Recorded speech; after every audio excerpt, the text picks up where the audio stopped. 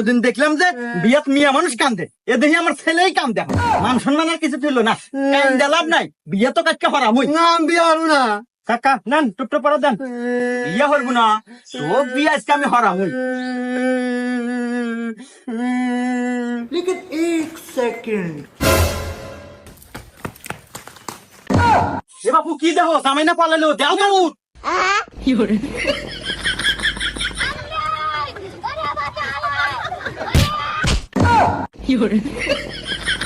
আরে মুরব্বী মানুষ পড়ে গেছে রে কাকা, নাই থাক গিয়া চলেন। কি কও থাক গিয়া মানে আমার মান সম্মানের বিষয়, বিয়া আমি ঠিক করতেছি, কোনে যাবো, বিয়া কাজ তো হরামই ন খুঁজি।